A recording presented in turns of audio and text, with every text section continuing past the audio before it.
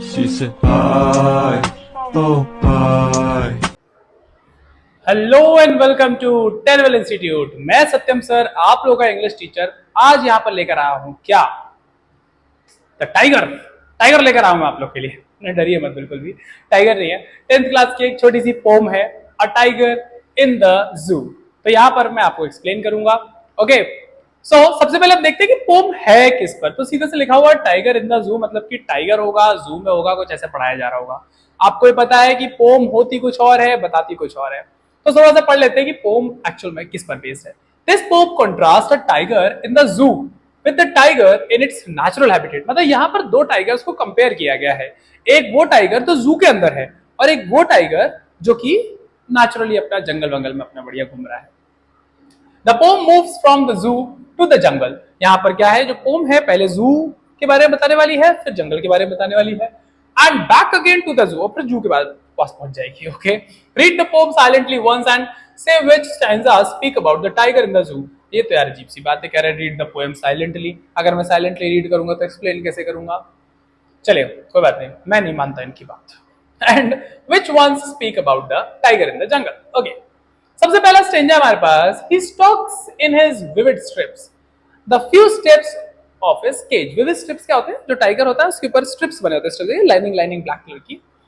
A few steps in his cage, यहाँ पर बात हो रही है जू वाले टाइगर की। अब उसके पास क्या होता है, बेचारा टाइगर तो है लेकिन क्या है, बेचारा वहीं पर अपने केज में उसका जो जाल है उसमें यहाँ से वहां, वहां से यहाँ बेचारा घूम रहा है। On pets of velvet quite, it has quite rage. Velvet quite किसको बोला गया है? जो शेर के पंजे होते हैं उसको velvet quite बोला गया है। रहता है ना, बिल्कुल एकदम सॉफ्ट सॉफ्ट से होते हैं। और उसकी एक रेंज है, वो बेचारा बस वहीं पर अपना केज में घूम रहा है। जंगल में होता तो पता नहीं कहाँ घूमता। He should be lurking in shadow, sliding through long grass near the water hole where plump deer pass. ओहो, वो बता रहे हैं, जो हमारे पोएट है वो बोल रहे हैं कि उसको ना यार जंगल में होना चाहिए था। जंगल में मतलब घासों के पीछे छुपा होना चाहिए था, और वहां पर बड़ी बड़ी घास जो होती है उसके पीछे छुपकर उसको वेट करना चाहिए था। जब डियर जो है पानी पीने आए तो उस पर अटैक करके उसको उसका शिकार करना चाहिए था।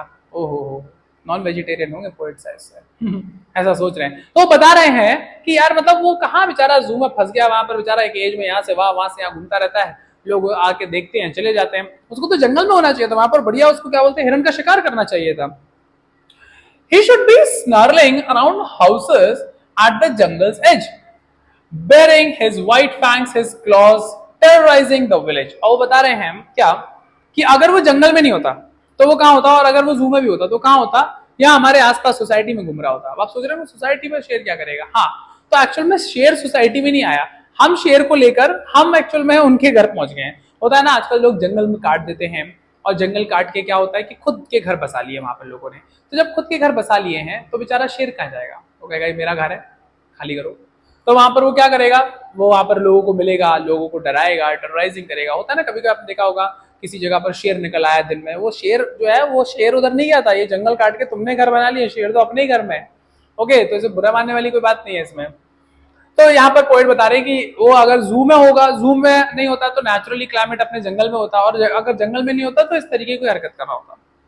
But he is locked in a concrete cell. अब दोबारा से जो है पोइट ने हमको पहुंचा दिया, कहा दोबारा से जू पहुंचा दिया। लोग बोल रहे हैं but he is locked in a concrete cell. Concrete cell जो है वो एक सेल के अंदर बंद है।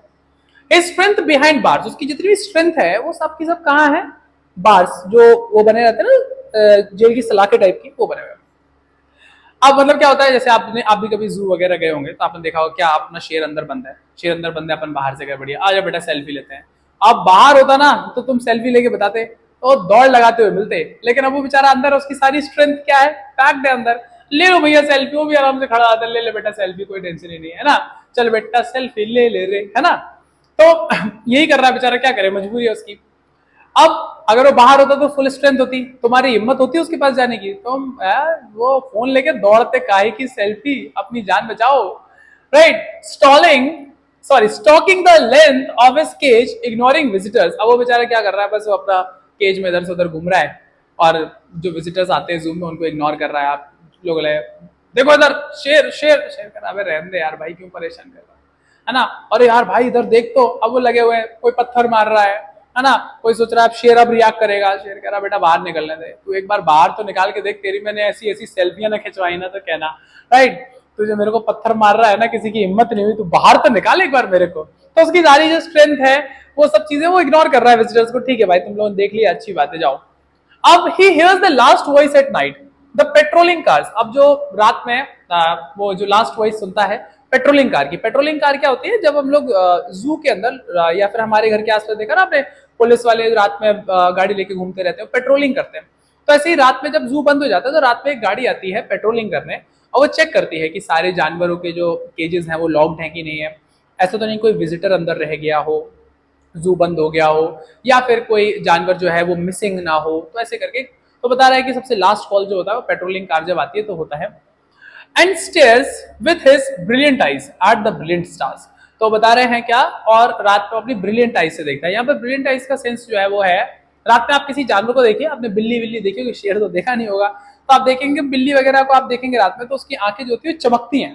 देखा आपने, रात में उसकी जो आंखें होती हैं वो चमकती हैं एकदम ऐसे करके। तो वहां पर वो बता रहे हैं कि रात में जो उसकी आंखें हैं वो कैसी हैं, ब्रिलियंट स्टार्स जैसी दिखती हैं। तो ये जो हमारे पोएट साहब हैं उनका नाम है लेस्ली नॉरिस, और इन्होंने बहुत ही अच्छी पोएम लिखी है, सॉरी पोम लिखी है। एक तो यार पोएम बोलने की हैबिट हो गई है, पता है, बहुत अच्छी पोम लिखी है।